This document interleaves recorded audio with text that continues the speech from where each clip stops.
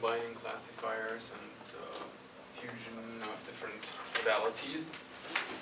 And as promised today, I want to start off with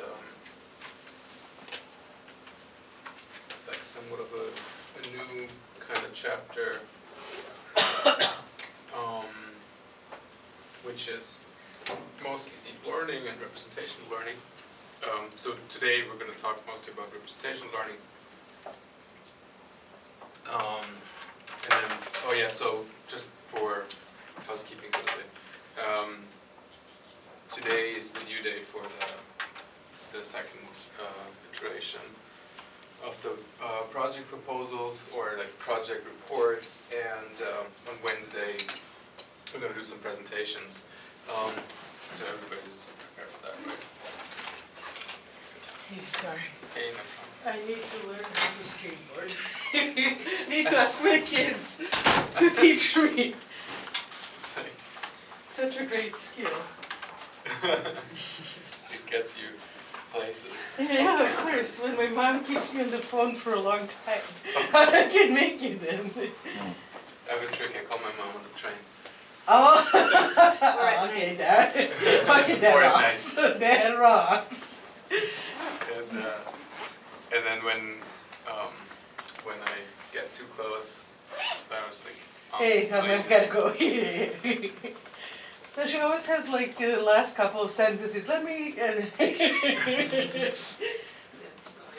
just explain. Yeah.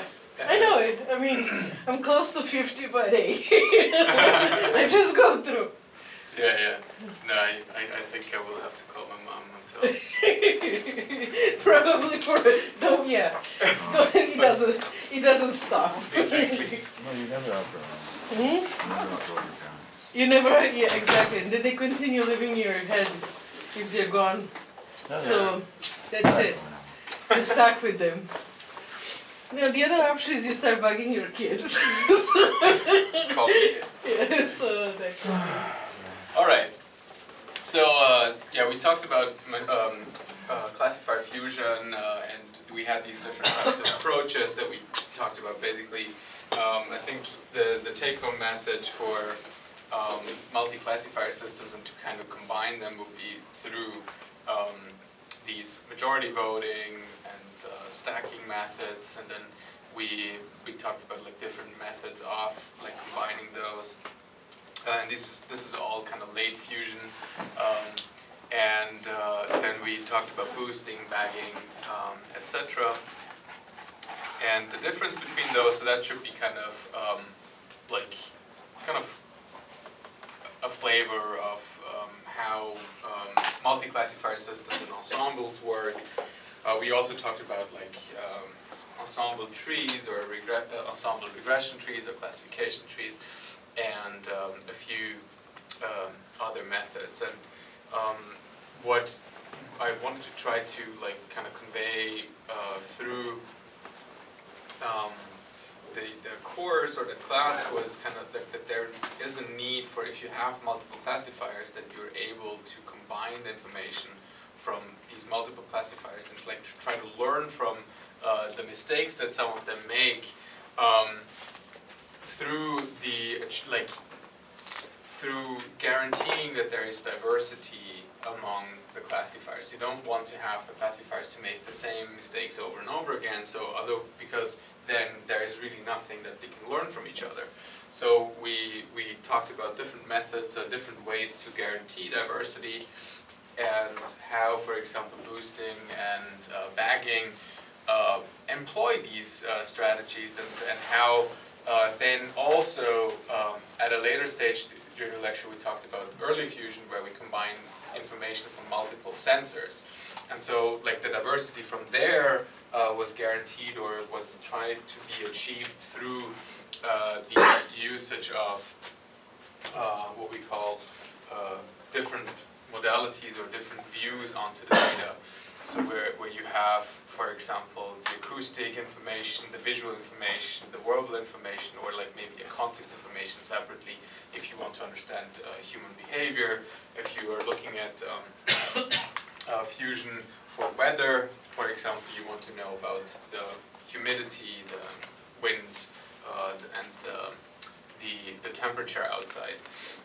So this could be also like different streams of information that come in, and you have then 3 different sensors that provide you with information, but you wouldn't want to have just 3 different temperature sensors. So you want to have diversity among the sensors as well. Okay, I hope that is kind of clear. And today I would like to go into another area of like how to make our models more complicated, which in this case is not through using more and more classifiers, but to make the one classifier that we have a lot bigger. Okay, and in this case we will call it a lot deeper. Okay, so this like if you have a multi-layer perceptron and it has already like the word multi in it, but we have the possibility, the option to just add multiple layers and over again, and you can have neural networks that have, I don't know, something like maybe 3 or 4 layers, maybe 5 or 6 layers, maybe even 20 or 30 or 40 layers. And where deep begins is unclear. It's greater than 2, I think. But we could maybe call 4 layers like ankle deep or knee deep learning. But it's not like a fixed term that you have to have a certain number of layers. So in that sense, it really depends on your application. I think I will try to kind of explain what, like in our context, or in the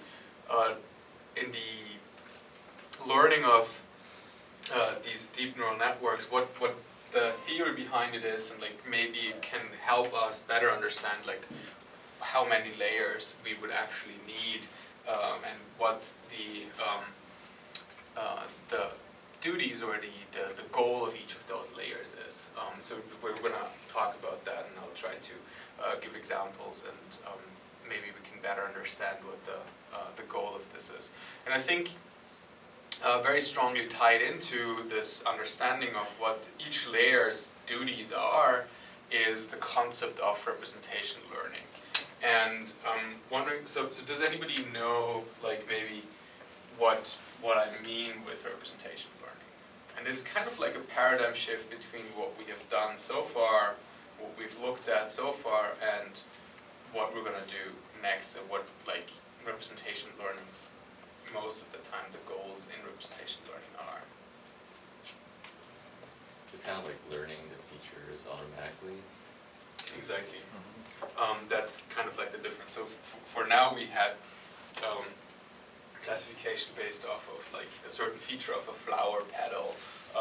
We talked about car engine categories or properties, and now representation learning now kind of takes away this duty of ours onto like knowing what our raw data looks like, and basically then extracting the most meaningful things out of the raw data to then be able to classify or better represent the data.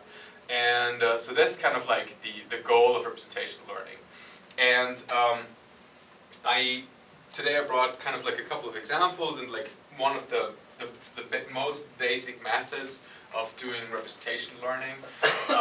We're going to start talking about those first, and these are called autoencoders. And but then I also will show you a couple of things, a couple of caveats, and like I'll mostly present like part of one of our papers that we have used autoencoders in, just to give you like an example of like how like what kind of problems that we can like run into if we just do very naive data-driven representation learning, and sometimes the kind of like the idea behind it is that a neural network never knows what you want it to learn, but you know what you want it to learn, right? So you want to solve this or that problem, but the neural network doesn't know that. So if you don't provide the neural network with the ideas or the ability to learn what you were actually intending to have it learn, then you're going to have a little bit of a problem there. Okay, and we're gonna talk about this with respect to our problem most of the time, which is representational learning of human behaviors, and in this case particularly I'm going to talk about speech and emotion recognition from speech. Okay, so first of all, like, why we're talking about deep learning, and this is so outdated, I'm so sorry, and I really need to update this slide. So basically what this slide shows is the word error rate of systems that try to recognize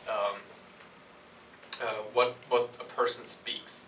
And here you have all these, like, in the 90s, great working systems that are based on hidden Markov models, probably most of them, and they have vocabularies of like 1,000 words, 5,000 words, 20,000 words, and you can see already, like, with only 1,000 words you can be pretty accurate. There is a data set similar to the MNIST data set that has like handwritten digits. There's a data set that has like spoken digits. For that one, well, you have a vocabulary of 10, right? For that one works really well, like, but once you start to look at conversational speech, which is this switchboard data set, that has maybe, like, it has really like an undefined kind of vocabulary. You don't know in advance like what the people are going to say or what they're going to talk about. You kind of learn it over time, and you basically have possibly a vocabulary of like maybe several 100,000 words.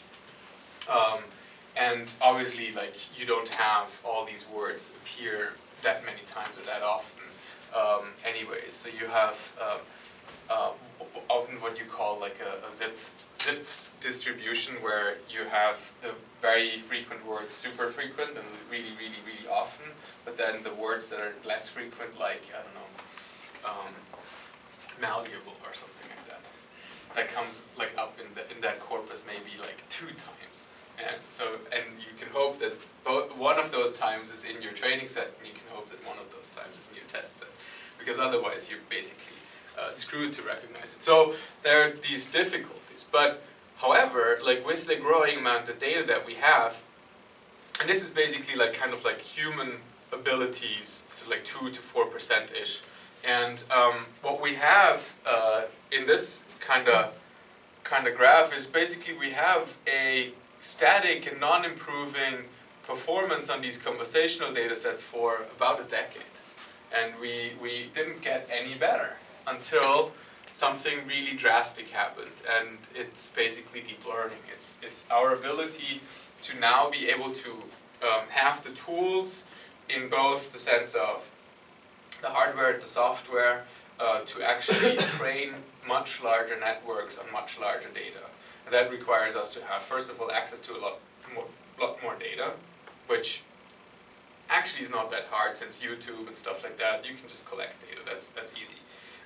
But you need to be able to process that much data, and you need to have a really high bandwidth in your computers and your networks and so on. So you have like a lot of these problems. But then the problem that we're going to talk about, because those problems, they're going to be solved by engineers, right? Like, this is going to be something that, I don't know, NVIDIA or IBM is going to solve for us, okay? But computer scientists like us, and machine learning interested computer scientists, we're going to have to solve a couple of other problems. And that's kind of like what we're going to talk about today, which are, like, what do we need to do? Because we can't just add layers to our neural networks and hope that it works. We need to make a couple of adjustments, and we need to change a few things. So by the way, now, like, when I was at the ICASP conference, which is the International Conference in Audio, Speech and Signal Processing, obviously that was 2017, Microsoft and IBM are in a really strong, like, head-to-head race on kind of like the same data set. So everybody tests on the same data set, which is called the Fisher data set, the Fisher corpus. It's a data set that has about 3,000 hours of data. It's dyadic conversations over the telephone, so the conversation quality is pretty poor. It's only 8 kilohertz. It's old telephones. It's not these modern things that we have now, where you can have like higher sampling rates and better compression rates and so on.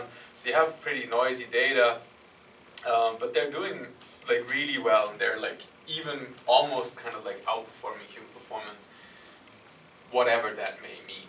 So like it's a bit unclear if they're doing it in a fair manner. Sometimes, for example, they would remove all hesitation words like yeah, etc. with like a template that's just called hesitation, because sometimes it's there's no like written system like how to code for these hesitation words or something like that. And so that's kind of like what's happening right now, and they have like, I don't know, 3% error or something like that, and then tomorrow you would have a new record and so on. And so some companies are exhibiting or going into that kind of like arms race to improve these rates, but it's mostly for publicity. A company like Google doesn't even bother to submit their results. Like they don't care really.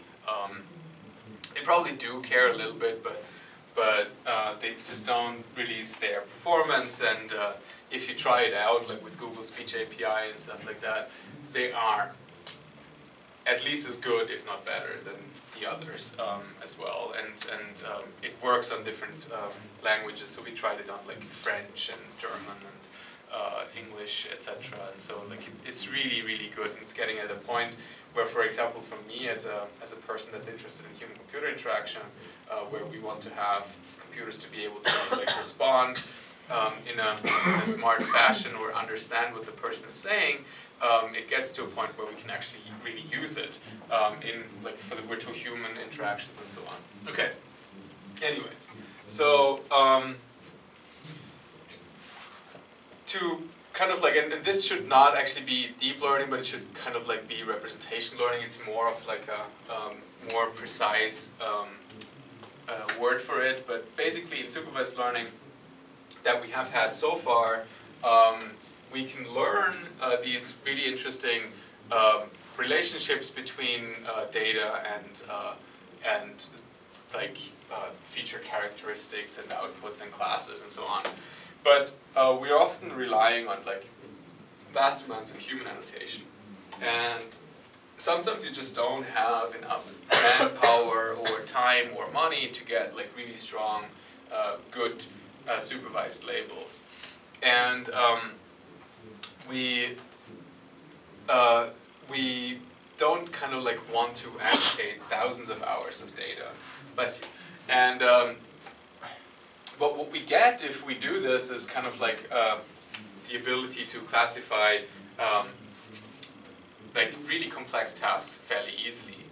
But another thing is that it's not only reliant on basically like the human annotations, but also it's reliant on oftentimes like enormous efforts for like what are meaningful features? How do you extract these meaningful features? So for example, when I do voice recognition, or when I like voice emotion recognition or something like that, or voice quality classification, we rely on very like engineered features. Or if we want to do facial expression recognition, we want to locate each point in the like on the picture where is the face, and we do that with like certain types of filters that pick up where an eye is, or like the contrast between like the eyebrows and the eyes and the nose and so on. And so you would design features that you believe are meaningful for the task at hand. Or for example, if you have a time series, you wouldn't just take the points in the time series to learn something, but you would take the slope of it, or the relative frequency of change, the rate of change, and so on. So you could like first derivative, second derivative, and so on. But the idea now in like representation learning is like, can we do away with this? Can we like not have engineers come up with features, but basically learn these features from like using a machine itself?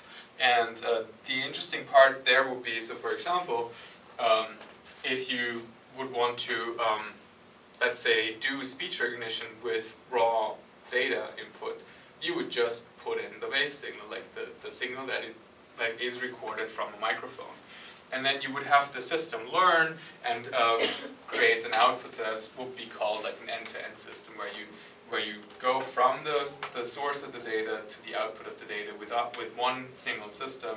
You train everything at once, and you never bother to like extract features yourself. Okay, so I hope that is kind of clear, so what the difference there is. And to give you an example of what often happens is, so for example, these are so-called Gabor filters, which have been used for various things. So for example, they have been used quite extensively in face recognition. Where is the face in the picture?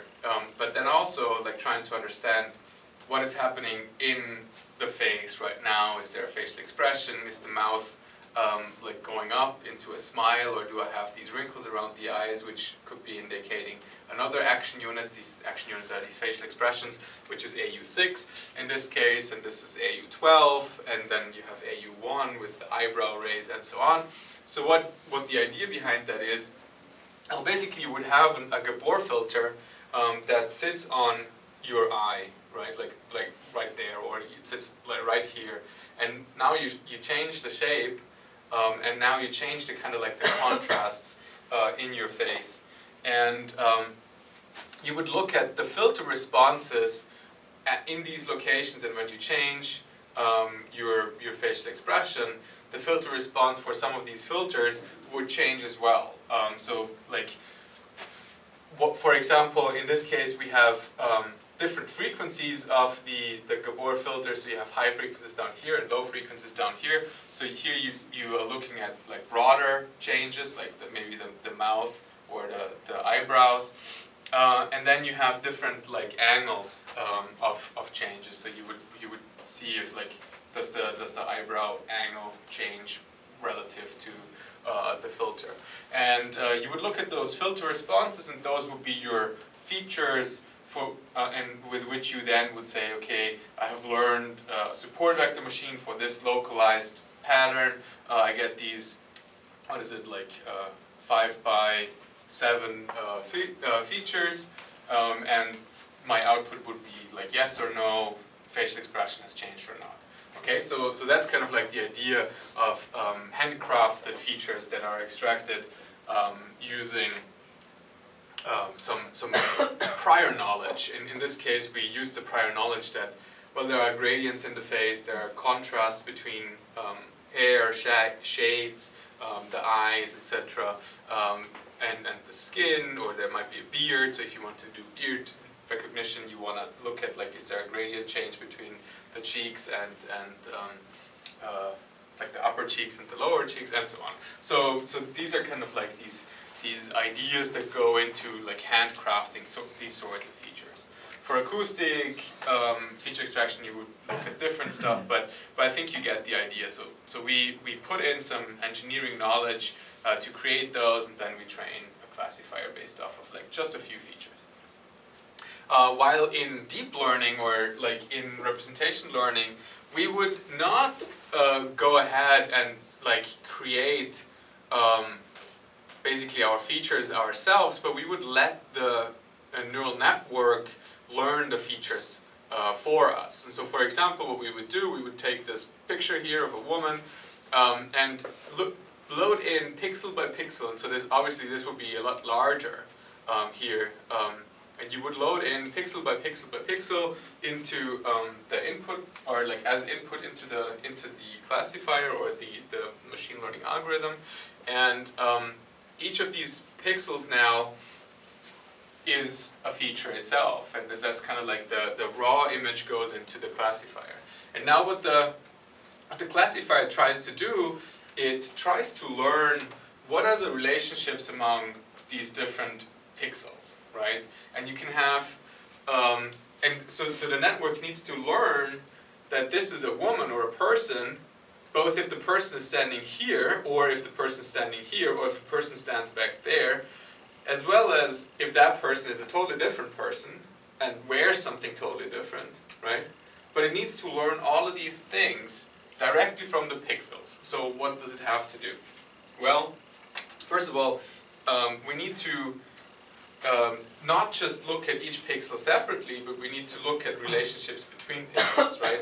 So we want to know, well, I mean, if there's like a kind of skin-colored kind of patch somewhere in the picture, does it have certain relationships? So is it more length, like is it more like distributed or has a higher variance or like a higher length in the vertical domain, or is it more horizontal? Maybe the person is lying, and so on. So you want to like learn relationships between that. And how do you do that? Well, you do that if you have each pixel coming in separately, but now you actually connect all of these pixels to single neurons. So that like one neuron gets to see all of the pixels. Or you can make it less complex and say like each neuron gets to see a part of like a part of the picture which you could call like a receptive field.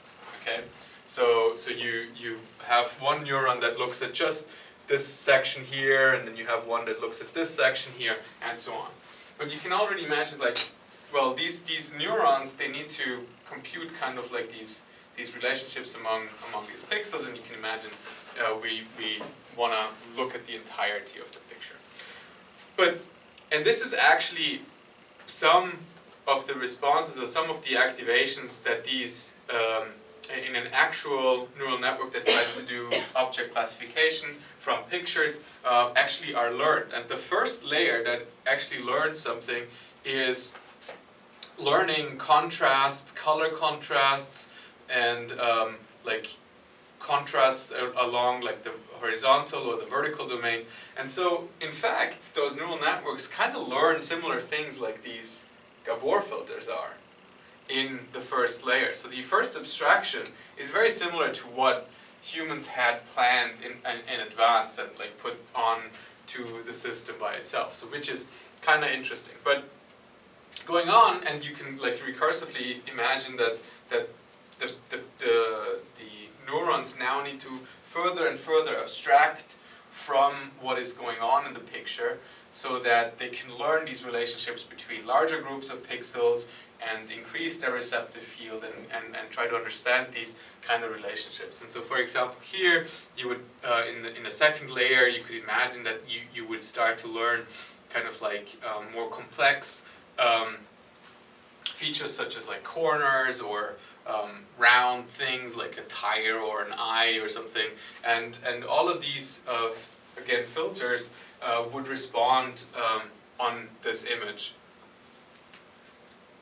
with different strengths. And then at the top and further down, you would have like a lot more complex and more how can I say, like fine-grained responses. And for example, here this is a very clear car tire. This is looks like a face, and I don't know what that is. But basically, the further down you go into one of those neural networks or deep neural networks, the more and more complex your representations that are learned are becoming.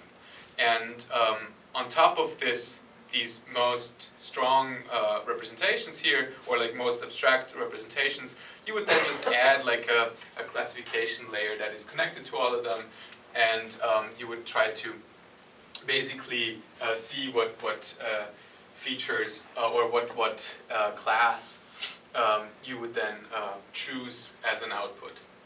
And you might ask yourself, like, okay, so how do you actually get those things here? And how did like Google get the cat face from their neural network? But you can always kind of reverse these neural networks and basically say, what if this neuron is active? Like, how does the end image kind of look like if I reverse go through the neural network? That's kind of like the way how you would get these things. All right, so this is kind of like what's happening in this representation learning, and we can actually and we're going to go through like how do you actually learn something like this, and we're going to see that you learn this part often separately from this part, and we can talk about this as well, and we'll go into a couple of details. So anyways. So first we train the network with many layers versus shallow network with just a couple of layers, and then the multi-layers, and this is kind of like just what I kind of was talking about, multiple layers work to build an improved feature space, and these embeddings here, or these representations here would be called embeddings, and this is kind of like what the representations are, and we're going to get to this. And so for in the first layer you would learn like first order features like edges, and you would learn combinations of edges, like corners or circles and so on, and it gets more and more complex. And the fun thing is that oftentimes these parts here of the neural network that require lots and lots of data to learn, so we learn these representations or features with lots and lots of data, and we still have the problem of like annotating, right? But representation learning in that sense can do away with that by learning these representations first and foremost in an unsupervised fashion. So you collect lots and lots of data, and then you learn to represent your data, and afterwards you would add kind of like a classification layer, even though you don't have to do this two-step approach if you have enough supervised data, obviously. Okay? So you would learn this on a lot of pictures, and yeah, and then the final layer you can actually then often like fine-tune the entire network, or you could just learn the connection between the final layer and the output layer. And how that would work, for example, is we have learned in the multi-layer perceptron that if you have kind of like an error here or a loss up here, you can always backpropagate through the entire network. But there's again like a little bit of a caveat. If this is way too deep, you might not want to like go all the way. Like it's there are issues with backpropagation that come up with too many layers. So if you, for example, have the problem of you want to like backpropagate your error from up here all the way to like 20 layers down or something like that, you either have the problem that your gradient is going to go away at some point and you only can go down like a certain number of layers, or it can explode if you have to, like if you multiply it with too high of a factor. And so you can have lots of troubles here. So, but we're going to talk about some of these things in a second. So don't worry about this right now. Okay.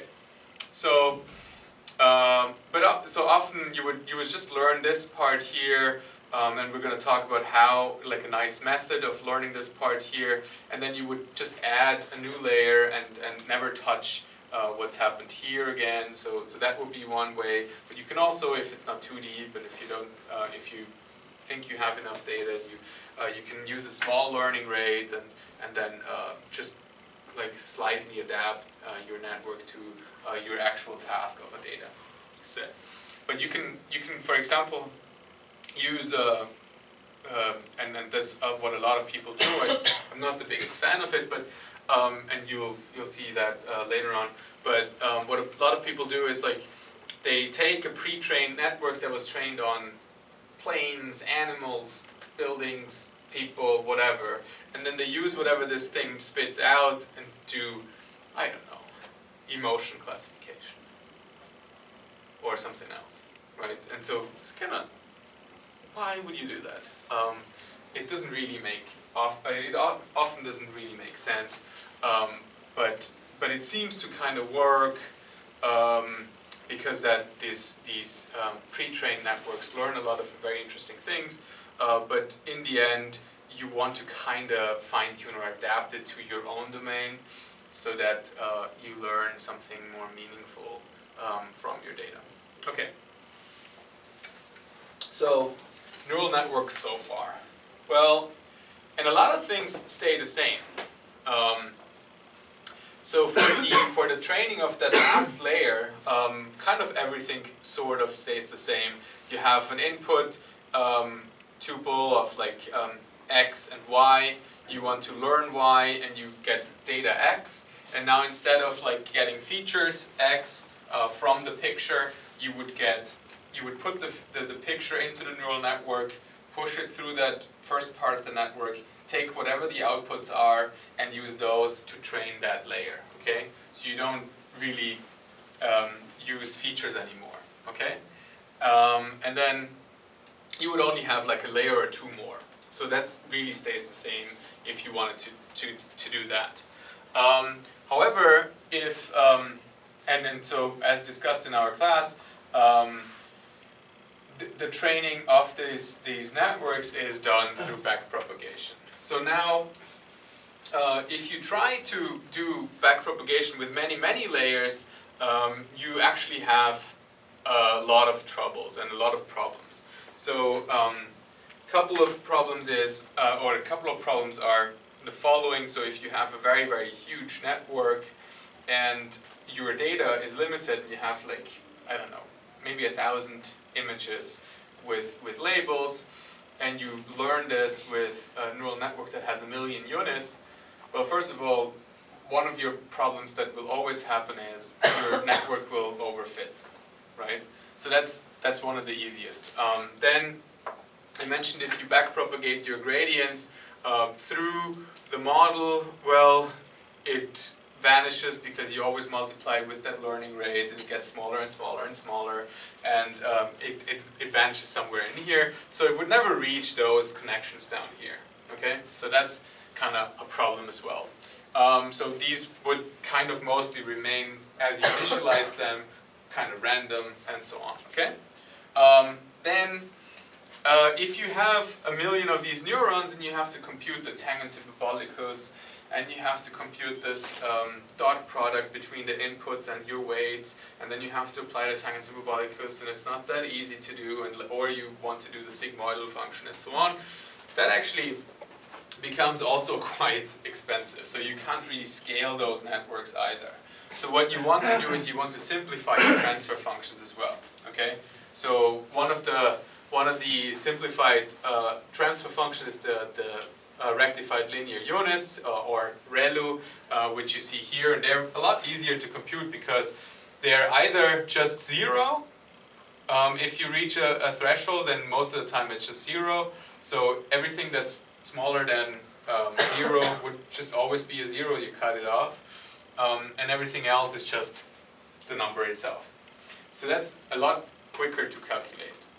So you just need an if clause, and boom, you're done. So that's kind of like one computation, versus tangents hyperbolicus, which can be a lot more complicated and would require like floating point and so on calculations.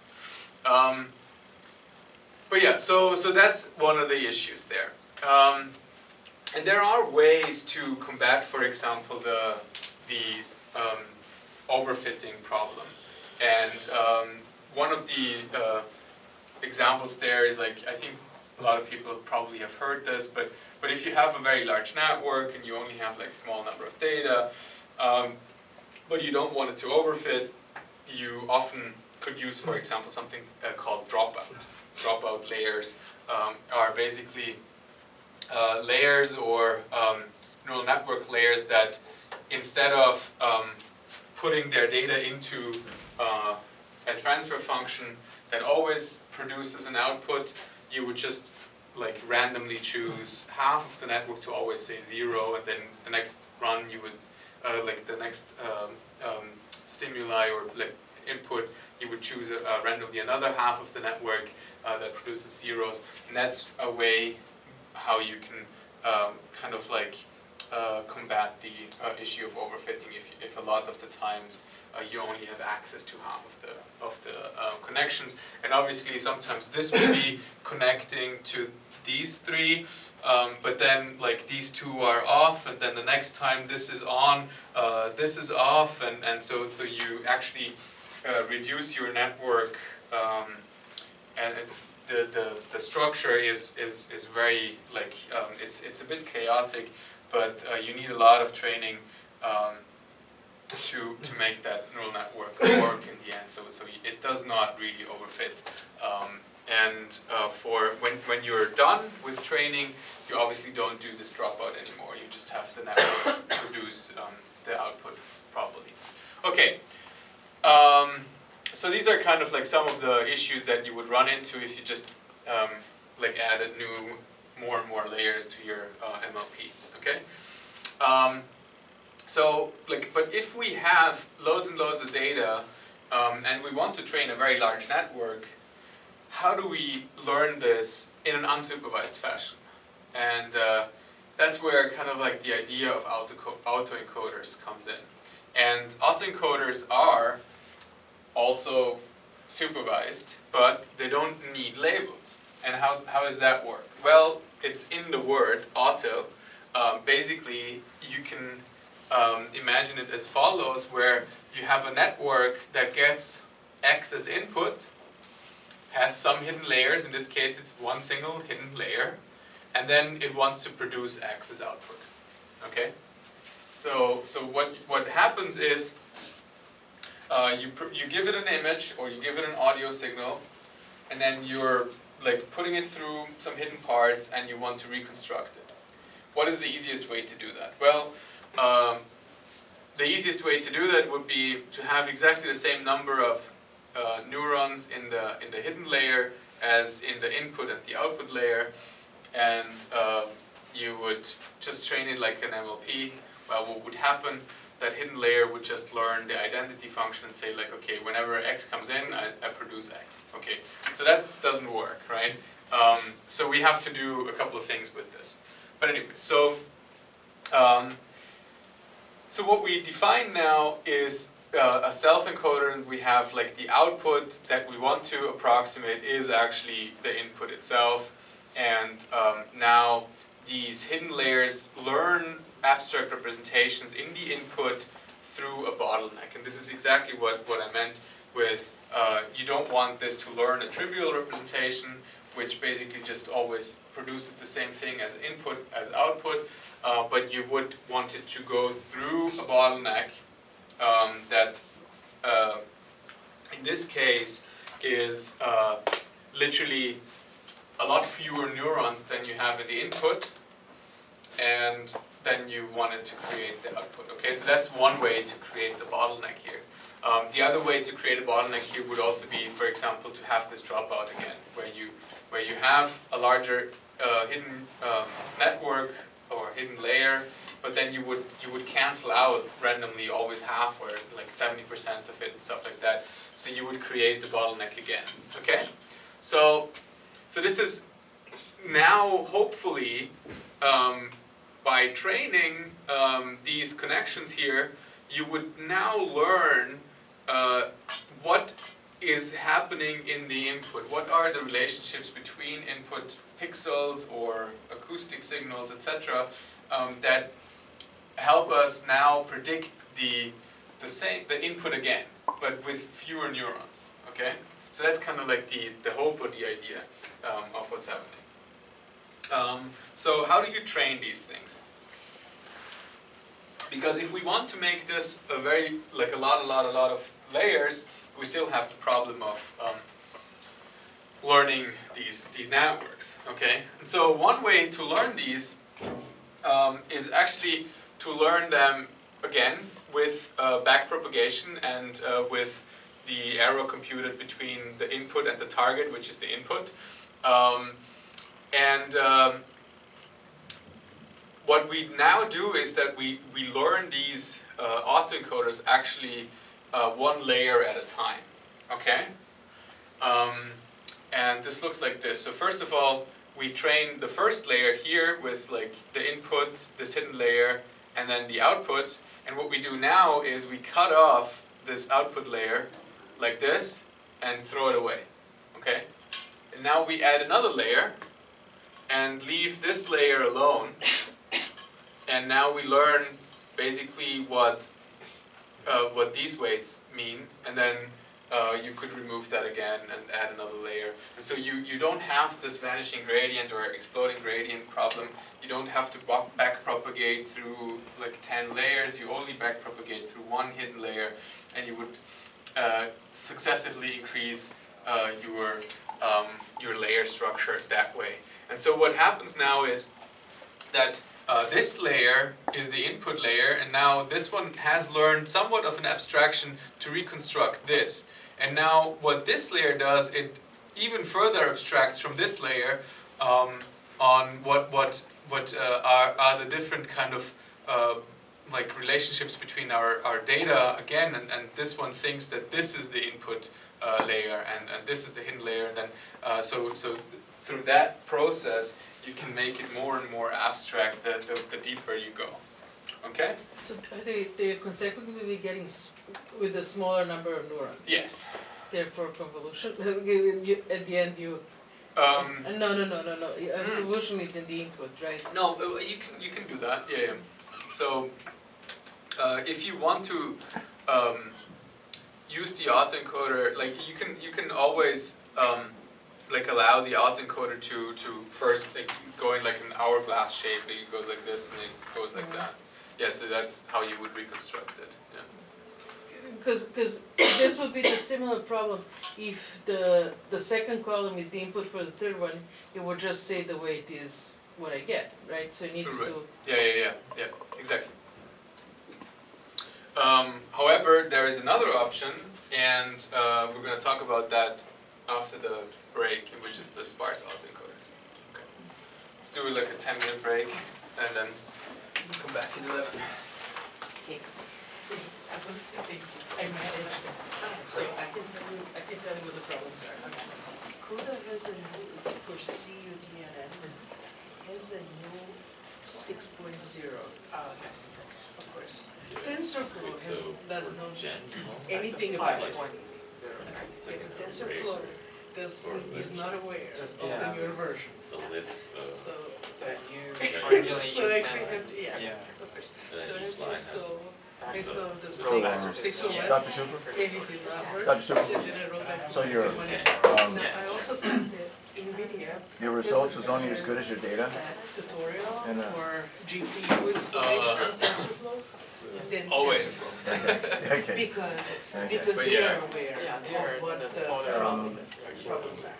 There was one thing I want to ask you, generative adversarial nets, what does that have to, deep learning field, is that a new, Yeah, we can talk about this like next week or the week after or something like that. okay, because there's a guy that's over at Eon, Goodfill, he's at Google, And also I know. my, Google Brain. Oh, really? But Yeah, figure thank out. you, okay, yeah, I've been following him, he's, So I don't know if that's. Yeah. So yeah, Thank you. That's pretty good stuff. For some Yeah. reason, when I just run my call from I your can send you a link to NVIDIA's instructions, because I think for the TensorFlow online tutorial, the previous version, it's more what is, because they made a like what- addition about the So wait, Dockers and yeah, whatnot, Dockers and and Windows and all they this didn't stuff. mention the detail after that. So Yeah. I mean, you can previously it's basically pretty clear. try to. So for GPU, I see a lot of people doing. yeah, I know. Okay, so this is my problem, like you introduced it in your introduction. Ends up And being, You stick on. I want to solve this problem by doing such and Yeah. such, and then you basically for a research hypothesis or a research question is purging like, NVIDIA can I and learn completely going to TT1 these mode. representations scary. using supervised learning But I mean, that will have that property or something like that. So you just come up with like a question like that. Or like a, So it doesn't have to be so yes. that would be just like a sentence or two. Oh, Yeah. And It's then, like, this is what I want to do, and I believe that this would work because of that. and then what about It's overwhelming for all of us. But I'm figuring it out, and I'm actually training it. I'm Like training a it. high It's, level. Yeah, it's like, what does your data look like, what and? what kind of method am I gonna choose, Oh, cool, cool. what type of characters that I want to Yeah. validate for, maybe a reason why you use that method. If you have something new to add, like what changed about the method. There's a good guy that tweets, his name is, this guy right here, his name is, but it's up to you later on if you want to look at his research, but he's got, For the experiments, his name is Goodfellow, go through like the action. this guy right here. Yeah, He and has, that can be like where is planned he for at? now, so the next, like the final one, it should Ian have, Goodfellow. like, this is That what I is did. very Okay. He's cool. over, I just wanna make he's sure a, that. That is very solid, cool. he's a, So this is the patches, see, it doesn't make much sense, but it's really Apple cool. researcher, scientist, It's, and so this is the patch, and this is what it did. Ian No, Goodfellow, actually, and then he this has a really good reading makes a record, lot he's more got Rewriting it sense. from scratch. Yeah, yeah. got a deep learning textbook. I don't know. It doesn't have to So be you super can- I can still make If you like go a to, really good track. www.goodfellow.com. Yeah, Yeah. so it doesn't Yeah, have to be okay. super detailed, but, But it's very cool, like, good job. you should, So.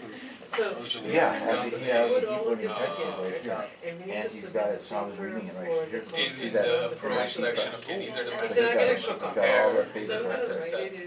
well, he's only got part I'm one gonna and part use two, this but validate, I think that's or this is enough. my data to set, start with. so I'm gonna And split then my we'll data make set. out the book. But I And then for the don't know results if it's the section, whole book, for the maybe the experimental whole section, maybe the whole thing, because she's not, She writes these papers. or yeah, results section or So she low- might be joining us in one month. but you would say these are, really good. experiments that I'm gonna run, there's some And supervised here we go, him experiments, and these are the two methods people, or the ways that I'm gonna actually two other evaluate that. people, him I'm and gonna all, look at, all here's three of the them F1 both go up. So, yes. So he's got exercise, he's got So lecture, I'm running it so right now. I haven't even Visualize noticed what the we lectures. learned the presentations So, oh my are, gosh. maybe I wanna do a user study with like, Yeah. hey, what do you think about Yeah, this? because he talks it's about actually convolutional, Generating It image doesn't work if it's he talks about like generative, to how, it's called here, I don't really have called, and then like join. statistical it's measures. I called don't really know how to generative Yeah, so adversarial couple- network, so he's. So you can discuss That's that the and say neural- like, okay, I don't and have then, that, but what neural you have information is you can processing. plot the losses, you can say So like, this is okay, generative convergence doesn't converge. Next, Uh, it's way up there, but That I want What to happens, like, I assume you're using a We still have to GAN, listen to like his what ideas. happens with I like the that. generators, Well, what especially happens because of with the robotics, discriminator, you know, what robotics their was losses look MATLAB. like, More- is one So now. not converging, Based on which is So also I'll often happening. Oh, yeah, so also- Or is one I'm pointing converging out to where- fast, because I think all these things are on and point. then you can plot like It would not different really come pictures My of bookmark, I iterations, like bookmarked hey, that one, this looks like this that one, looks that like, one, then that what one, we that talked one. So I about thought it last was week, all where four. you would all sample one, in two, the three. latent I space. see all four, but I think these two are the same. Yeah, like So that one, would be part of two, your evaluations, and like but I I wanna think in know his book, what this his latent space pages now focuses represents. on what this. Right, like I wanna know if this is different styles or if this is different whatever, right? And then you can also, So you know, I have the links, so you never say it line too, so if you rewrite your, you know. if you could go- look at, Because a lot of people, like I- how I'm certain glad these you're models doing this. are as a discriminator, like getting more and more certain about like the But there's a- positive oh, versus the negative here, examples. there's What does the I generate see something thing, Uh-huh. is it, like, does it look Oh wow, like that is it, so cool. it trusts But this its is- own, I sent you Fruit that, card, but this really? is, Yeah, but you this is sent more it. about that, that's more about that. Do you want one too? Do you want one? and, Yes. You're not working. what else? You don't wanna work. You don't want to work? No. Really? Yeah, you could use Yeah, it. so I do like Well, no, I think, why don't you go back? Yeah. Are you gonna be here? Yeah. like a statistic. Yeah, I feel like, yeah. But like, Okay, well, I'm glad you did for that. example, just It Here's seems that another there's one. a, again, there's was a there's lot going to be between call center problems for each one of these. the actual hole that you filled and the new hole, and compare those as well. Okay. Yeah, It's I just have more strict. Yeah, so it's kind of like we're all It's really 12. ridiculous. and 40. And then you could compare this Yeah. loss between Oh, Oh, like when what you generate sometimes even you got 5 pixel-wise for that Oh, like, like like No, but the reason. Yeah, there you go. There you go. created There you versus go. the actual wall, and then you can compare like, hey, if I just choose you these ask her- walls and learn an object color Can you for these take walls, There you go. what happens, Here you go. right? Like, can I fill One this more, up? my friend. How well, I know. or how does it compare? It's so, it's idiotic. Yeah. I'm so sorry for you Okay, guys. I hope, I think I learned can this admit like this. 20 years ago. Excuse me. Sort of. Excuse me. I don't know if I can. no, you don't have to. I think that would be like, There you go. That's that same company. That's the one in New Mexico. Yeah, you got it right. and I mean, if you do it, you probably actually have the. Well, they have so much that I don't really know, but this is people, this is info, core info, this is part of targets AWS, have it. so I don't know. Yeah. I remember I put Well, that I'm in my not doing letter, it I mean, like my huge email. hours, like I'm doing. But I'm pointing to a lot of other, I sent you a lot of, Modify. links to the, They have like regular. to the, So. meetups too, so sometimes when you go to the meetups, you find people.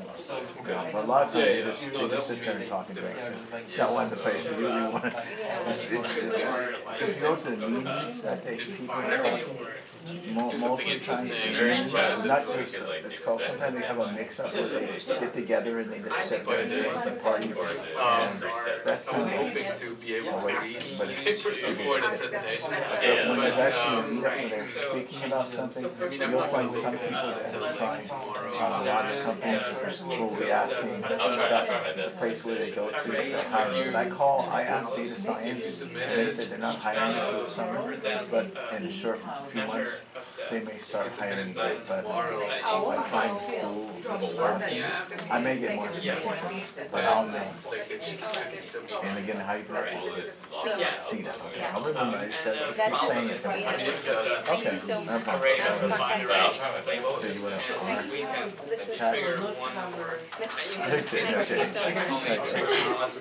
I have to run after class, so. What about You made it.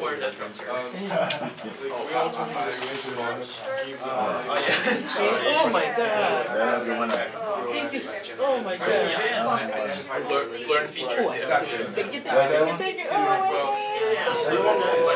Well, see, Oh my god. I always have a whole bunch of these, and then this one is called, Spice Machine. I don't know what I'm doing. It's kind of weird. Data is a good because I like the idea. And here's the weird. Oh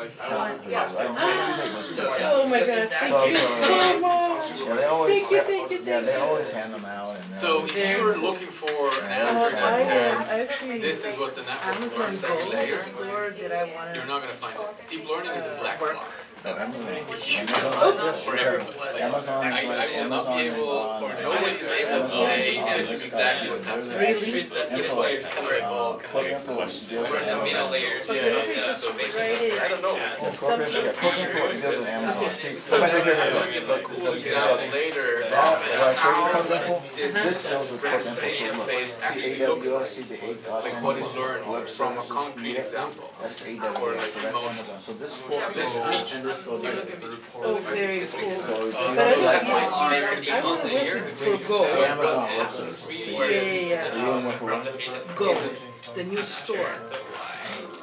Is that you? Yeah. So That's like They have a new store. different neural networks, like to say what every layer does is very very efficient. Yeah. It's much better to How you doing?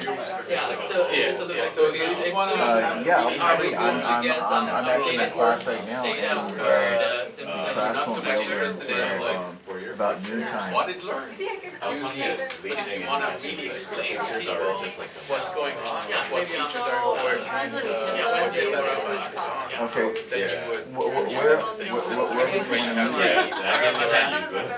features A lot of the pre-extracted Yeah. they Say that again? I feel like it's really hard to work with data. All right, Okay, okay. So- Call me back at noon time. Call me now back at any time. that we talked about how to train a autoencoder with these bottleneck layers where you have like fewer neurons in the hidden layers. I would like to also talk about like how we could learn autoencoders that, and this is kind of like an introduction to like how you would often yourself modify a loss function so that it learns some like expected or desired property. And in this case, we can actually learn an autoencoder with more neurons in the hidden layer than the input or the output actually have, without just learning a trivial representation. And the way to do this is actually to ensure that most of these outputs in the hidden layer are zero, so-called sparse, like autoencoders, where you force like the activity in the hidden layer to be most of the time zero. Okay, and so you're kind of like pushing that down. And so what we need to do is we need to ensure sparsity in the output. And one way to do this is to, for example, look at the average activity of a single neuron across a training set. So if I like learn this autoencoder and I look at the average activity of this neuron, whenever like it receives an input, I want to see how much output it produces. So that's aj of xi. Okay, so that's like for the neuron j in this hidden layer, how much output. A is the transfer function. It could be like a rectified linear unit, it could be tangent superbolicus, it could be anything, right? How much output does it produce? And it shouldn't be tangent superbolicus because minus 1 and 1, so it should be like something like a sigmoid function or something like that. That's always positive or 0. Otherwise you would have to do the absolute value or something. Okay? So you want to calculate like how much over all these samples in our training set this neuron actually produces outputs, right? And you want this like average output of this single hidden neuron to be small. You just say like, actually I don't want you to produce a lot of times an output, I just want you to produce a few times an output, okay? So you would like suppress it most of the time. And so what you want to do is you want to limit this to a certain value, and like typically could say like, okay, 5% of the time I want you to be active, and 95% of the time I want you to be like suppressed and 0, okay? All right, so how do we do this? Well, basically what we try to do is we have in mind our low value, like 0.05, and then we have our actual value that we observe, and we want these to be as similar as possible, and this can be done through the Kullback-Leibler divergence, which allows us to basically punish whenever this value is very different from that value, but we don't punish it if it's pretty close. Okay, so if it's exactly it, the KL divergence is 0, and if it's very, very different, it's a lot. It's very high, and in fact, actually, it gets more punished if it is larger than this value versus, or like if this value is larger than this value, this one is larger, and then if it's exactly the same, it's 0, and if this one's smaller than this one, it's actually not that bad, and you'll see how that actually works. But anyways, we add this part now, which is the KL divergence, to our loss function. So we don't just want to reconstruct here. So and this is an error that we are concerned about here when we do the backpropagation. But we add to that another term, and in this case, this term is this KL divergence, which can also be called like a regularization term, where we force our network activity to be lower. And so this is how the KL divergence looks like. And basically, if we have like a row value of 0.2 and the actual output or the actual activity of this network is often on, that means that this produces a very high error, and if it's like somewhere in this range here, well, that produces a lower error for us. And the other cool thing about the KL divergence is also that if we take the derivative of this, and when we do backpropagation, we always walk in the negative direction of the gradient, then this becomes a lot easier as well. Okay, and this is basically how that looks like once it's derived. Okay, so what we now have is like we have a sparse autoencoder that has the same error as the autoencoder, and then another term which is in this case the KL divergence, and this term before was basically just the distance between what we predict and what we have as input, and we have another parameter here, the beta, which everybody has guessed it already, is a hyperparameter which we need to tune for. So we want to have this parameter pretty validated for our data set so that it's optimal in that case. And so our new update function now has our previous term, which is derived from this part here, which is just the distance between the output and the target signal, plus some derivative of the activation function of the hidden layer, plus this beta term again, and this is the derivative of the KL divergence, which is a lot easier because there are no logs in there anymore. And so this is kind of like what we want to achieve here. All right.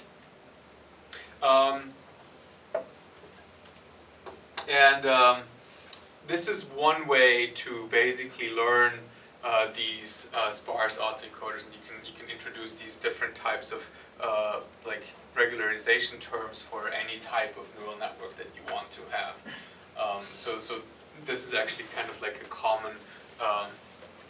common method to create desired like properties of your autoencoders. Is that kind of clear? Can I, don't kill me, but can I ask something possibly stupid? Why don't we just... Never a stupid question. Well, okay. Why don't we just change the transfer function? Because this is in a way changing a transfer function, but very complexly, right? If you're suppressing that neuron, you're saying the transfer function that it was now linear, that says forget about everything 0, then just give me the value.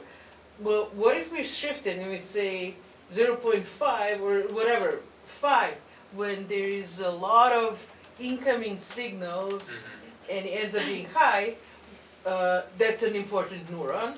Yeah. Why don't we trade, and then instead of going to some fairly complicated, I mean, pretty complicated distribution to result in a, am I crazy, or this is again sort of a transfer function?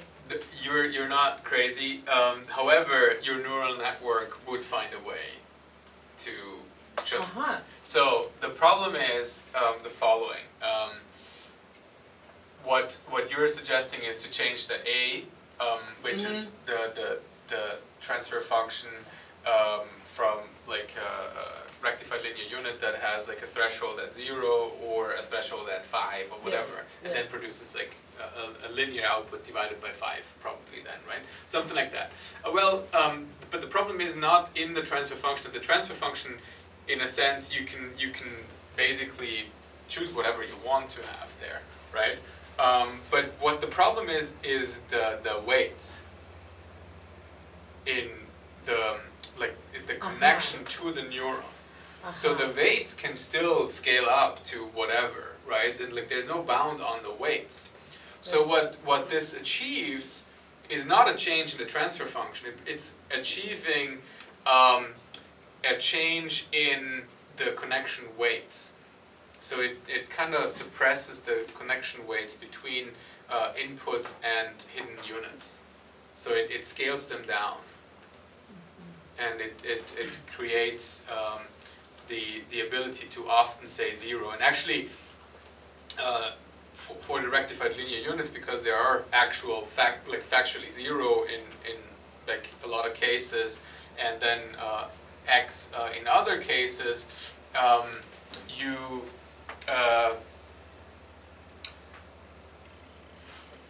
actually like allow this KL divergence to be, so the sum here actually often adds zeros to it, but in like a case of like a sigma model unit, you wouldn't have like zeros added here, you would have different values.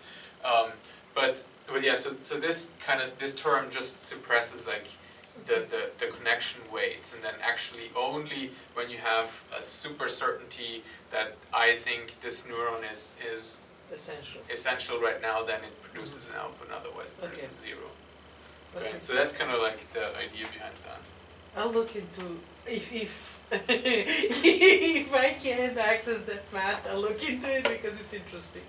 You can define different like transfer functions, but I think the problem would just be that your weights would just scale up. And basically bypass my my super invention of Yeah, I think that would happen. Yeah, pretty much. I don't know. Okay. Thank you. I apologize for asking for no more. apologies necessary. So now I would like to give you an example of like this kind of representation learning of human behavior, and and this is kind of like one of the. It's a collection of a couple of papers that we published, and first of all, I would like to start off like we are interested in human communication. We're trying to basically use human behavior and try to understand affect, personal traits, and well-being, and how they are conveyed in like through human behavior. I think I talked about this at length already, kind of, and but we also sometimes want to use like social science and maybe even like physics or biology insights into like understanding human behavior. And human behavior analytics is kind of like the previous world that we talked about, where we combine computer vision algorithms to detect faces and recognize facial expressions. We combine signal processing and some simple machine learning to better understand and to complement social sciences, okay? So we want to try to understand, okay, this is human behavior, this is what's happening, and this is how a human conveys, like, this guy, like, hey, he did a dive, like, we need to, you need to give him a yellow card or something like that, and so on. So this is like one aspect to it. But now, with the advent of big data, we can now actually try to leverage a lot more data, but because we don't have the annotations for the data points, we need to automatically use machine learning or representation learning to like extract or derive the relevant patterns from our data separately, and then this is something you've seen before in that other directions. So we had the deep layers going this way. In this case, they're going horizontally. What we want to understand, we want to learn these representations of like lower layers where they have like these simple representations and more complex representations the further down we go, and the further deep, or the deeper down we go. They learn these levels of different granularity. And I would like to first show a very shallow example of this with actually you could consider 0 layers, and like this is something where I feel like it's kind of this nice nice combination between what behavioral science or physics teach us with like a little augmentation of machine learning and how we can actually leverage a lot of these things in very simple ways. And so in this case we were interested in depression and how a person's acoustic speech sounds, like the vowels that they produce, are related to depression.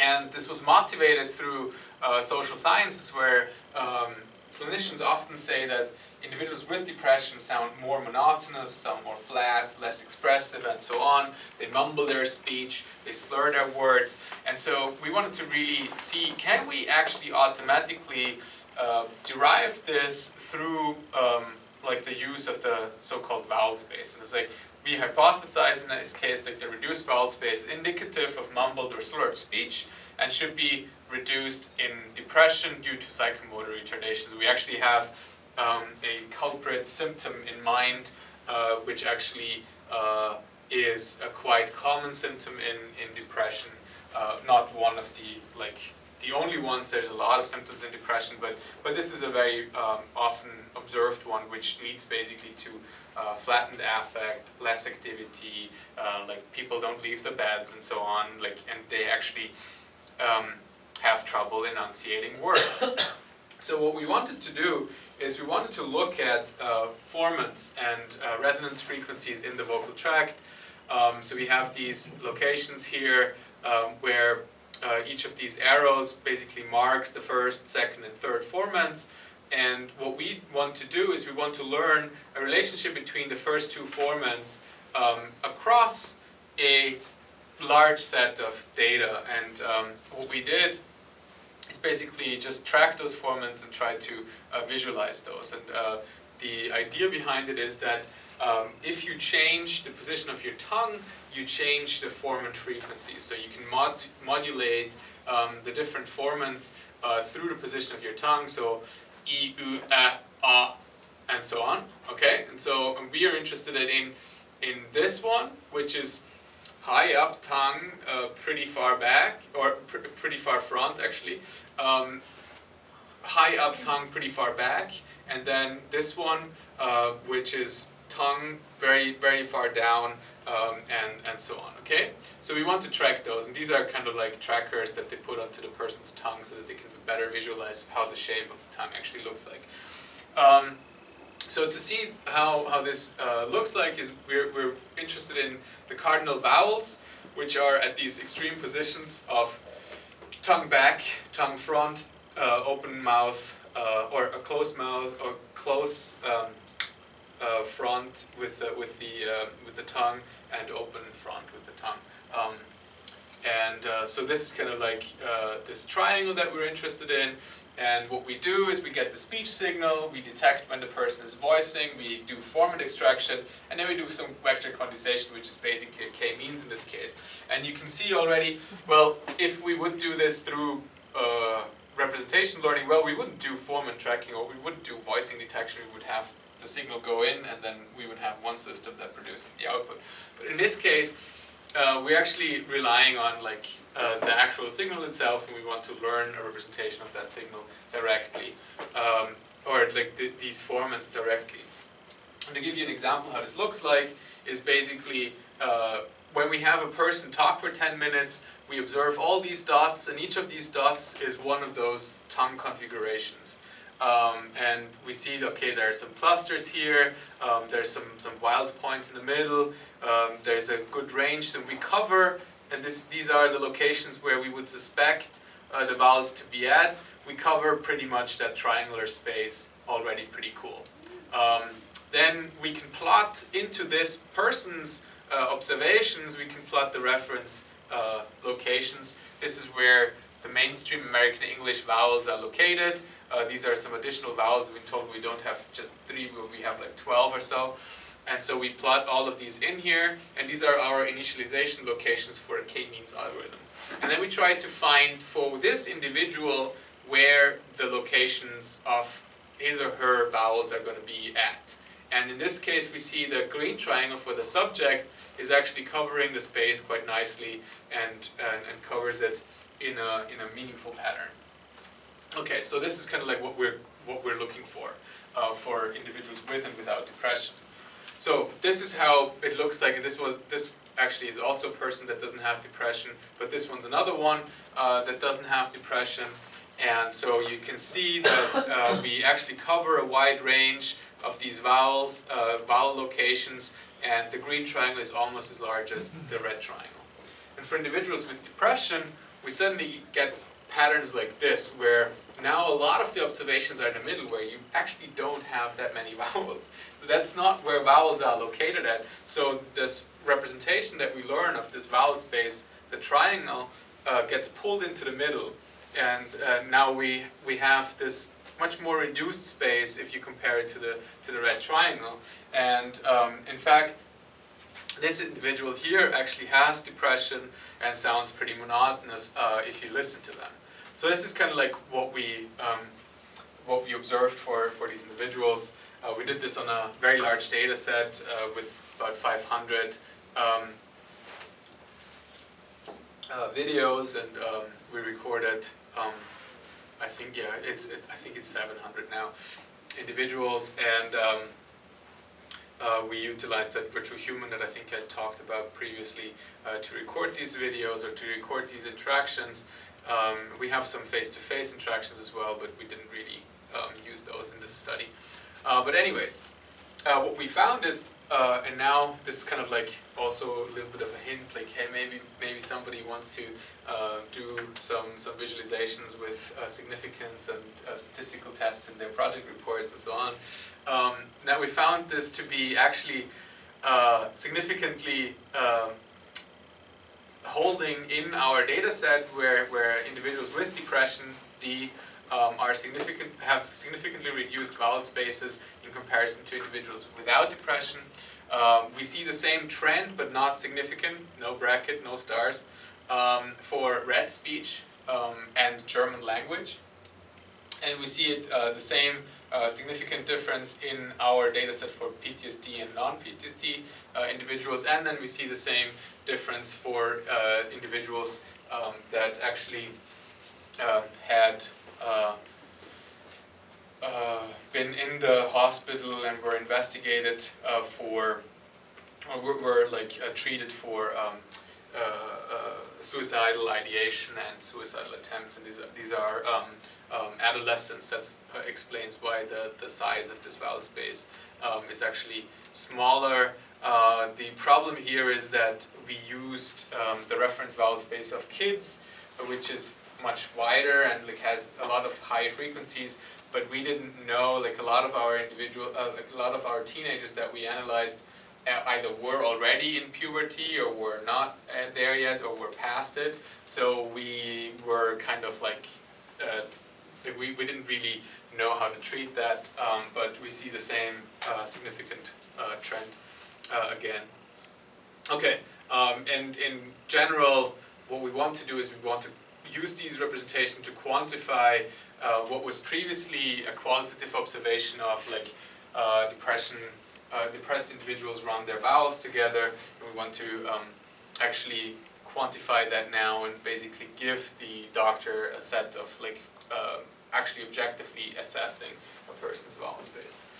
And I think I talked about this previously, where we use this kind of approach to give individuals or to give a doctor access to this kind of like behavioral laboratory, where we do like a behavioral blood sample test instead of an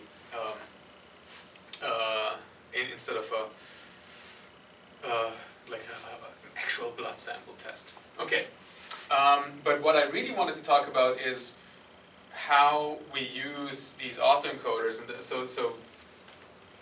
this vowel space example, it should be an example that tells you you don't always have to go deep to get something meaningful, and sometimes if you go deep, this is this now, you might not get something what you wanted. Okay, so this is us trying to use deep autoencoders in an unsupervised fashion for speech emotion recognition. Okay, so what we deal with, we have data of acted and spontaneous emotional conversations. It's always dyadic conversations, a person talking to another person. It's always a male talking to a female. And we have in total manually annotated like 1600 happy utterances, 1100 angry, sad, and neutral utterances. And on top of these 4 labels, we also have continuous annotations of positive affect to negative affect with 5-point Likert scale, and low arousal to high arousal with 5-point Likert scale, 0 to 5 again. Okay? So this is the data that we have. And these annotations were done by multiple annotators. You can calculate your Krippendorf's alpha to compare like the accuracy on some of these and the agreement between the annotators and so on. So you can always like apply all of the stuff that we talk about in our lectures onto these kind of data sets. So what we did is now we learn a deep autoencoder, the same architecture that we talked about, from the spectrogram directly. So instead of like actually giving the raw audio signal, we extract the frequency representation, which is still very, very low level. So there's no feature engineering going on.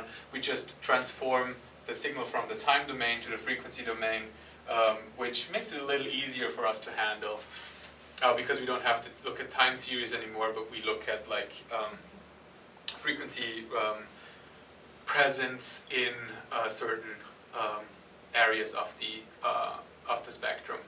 Okay, so and now also bear in mind, even though we have access to these labels, we do not use these labels for training. We learn it completely unsupervised, and we want to know in the end what these representations here, like what do they in a sense represent? We want to really understand like what the autoencoder learned. What are there like the tires, or are there the faces in our data that we can recognize? And obviously it's speech, so obviously there are not going to be tires and faces in there, but we wanted to know what we really learn, and we compare it to our engineered feature set and another feature set and so on, but we're going to get to that in a second. But so we want to know what's going on for real. And so I brought a couple examples of what's going on here. So first of all, this is our latent or our embedding space that we observe. What can we see? I hope it's clear enough, actually. What we can see is we have a lot of yellow dots down here. Yellow means sad. We have red dots everywhere, which means neutral. We have blue dots in this kind of like triangle corner here, which means happy. And we have green dots, which are kind of up here, which means angry. Okay? So, interesting.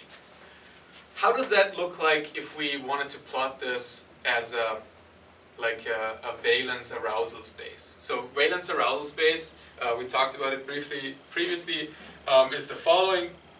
We have 2 dimensions, deactivated to activated, this is the arousal dimension, and unpleasant to pleasant, this is the valence dimension. So low or medium arousal, but pleasant, content, serene, relaxed, calm, etc. And then higher arousal, happy, elated, enthusiastic, excited, alert, blah blah blah. Yeah. So these are kind of like these emotions that you could imagine are in this 2-dimensional space. And let's look at the which first we're going to look at the pleasant, unpleasant kind of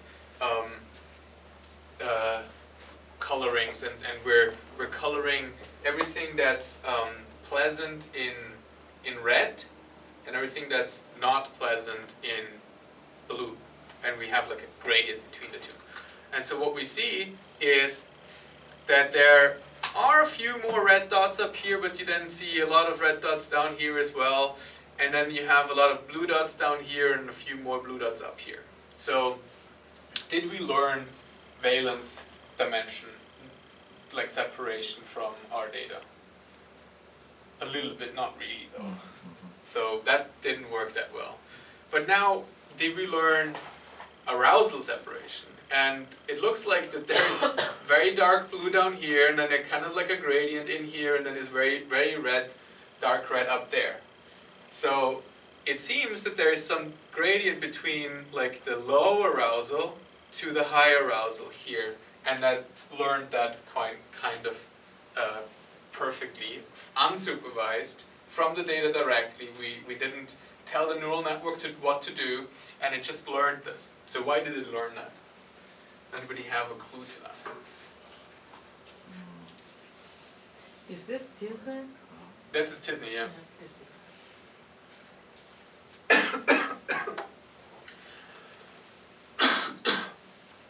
So this is a, excuse me, this is a dimensionality reduction of a high dimensional vector down to a few, in this case 2 dimensions. So was valence better in like 3D? Was there more? No, it's just. And you'll see in a second that the classification doesn't really work. Well, this is exactly... There's probably frequency. Valence is hard. Activation is more of an energy. So you have additional input features that can give you more of a... So it goes very much in that direction, and I think the solution to this problem, and like we don't 100% know that obviously, but what the network learns without any additional information is what is most salient in the signal. And the information that's most salient in the signal is quiet and loud, male or female speaker, and so on. So it is the stuff that we didn't want, right? We didn't want to learn that necessarily. We wanted to learn valence as well as arousal, but if you want to focus on this, you need to kind of remove this additional information. So what you need to do when you use these methods is you need to make sure that the network knows or gets hints at like what you actually want it to learn, right? So you cannot just naively say, okay, learn, right? It works for some things. It works for some things, like word embeddings that we're going to talk about probably on Wednesday. But it learns for some things, but it doesn't necessarily learn for everything, right? And or work for everything. And so, yeah. What do you? So the question was, what is your vector? Like I would imagine that just using vowel space for every single utterance, if that is doable, will probably give you better representation of valence, because even though you're not depressed, you are kind of so you're removing the energy information component. That's present in the energy. That is present, and then this seems to be more of a. There are different ways now, and like one of actually both my students, Sayan and Li Xing, are working on similar things there, and so Sayan, for example, is investigating if we can learn this better when we remove a couple of things from in the signal itself. So, for example, you would just look at formants instead of energy. But then one of the things that he also looks at is, well, if you do this also, you also model like the verbal component of what's in the speech. You don't necessarily want to have the verbal component either. So the formant, for example, would be a bit of a problem because it actually more represents the vowels P's that you're B's, saying, right? but not not necessarily the valence of the vowel. So there's there's another problem there. But anyway, so this is kind of like some of the things, and then Li Xing is working on how to, for example, get rid of what we call, so to say, called like nuisance variables, and variables that you know about but you don't want to model. So, for example, I have dataset A that was recorded, I don't know, in over the phone, and I have dataset B that was recorded in the studio with a great microphone. And if I learn representations like this for those two datasets, well, what you would get is dataset A is up here, dataset B is down here. Complete separation of those two datasets. Why?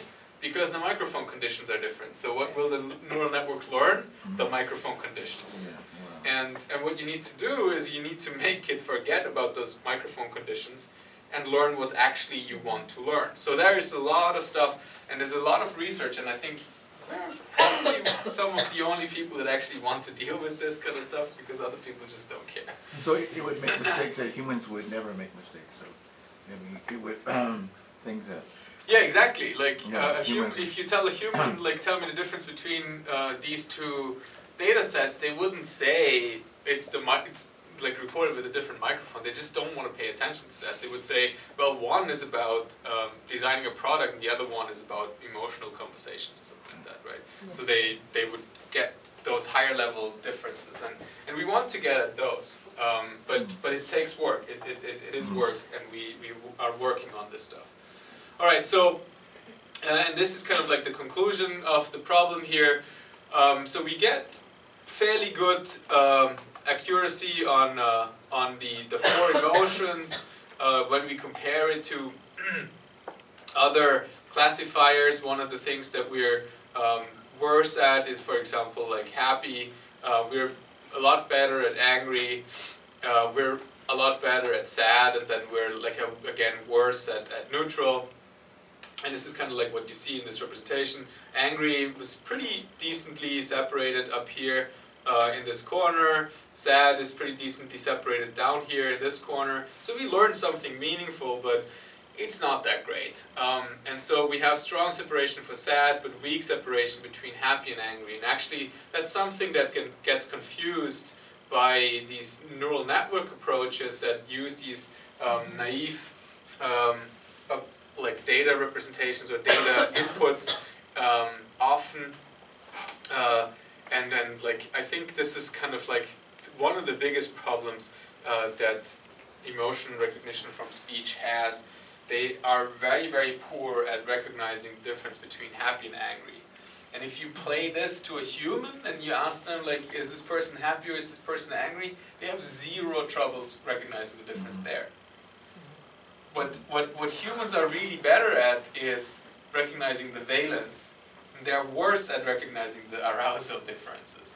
Because we don't have super tuned energy detectors in our ears. We have like detectors that are tuned to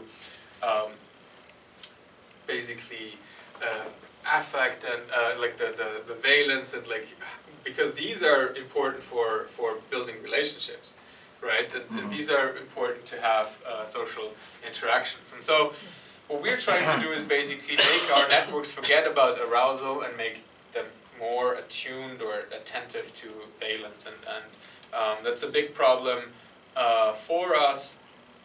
And I think there is a lot that we can learn from social scientists, from individuals that are interested in like the anatomy of the vocal tract and these kind of things. And I think that there's always kind of like the synergy between the machine learning person and the specialist in their task or in their topic to improve on this. And I would like to leave it there because we're going to start off with a new topic, word embeddings, on Wednesday, and there we're going to talk about like how you can learn these representations from text for words and like what these hopefully would mean, and maybe we can then also talk a little later, I guess, when we had the LSTMs about like how we use word embeddings to predict sentences and generate sentences and so on.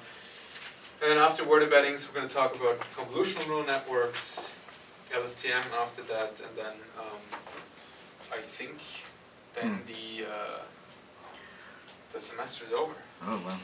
I mean, so do you think Elon Musk will get his way when he plugs us in? He plans us to connect us up, and so we'll have super sensitive.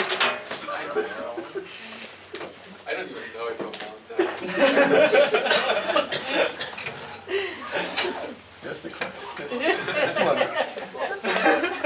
Sorry? That's a plug, isn't it? Oh, yeah, I realized that I need to upload it, but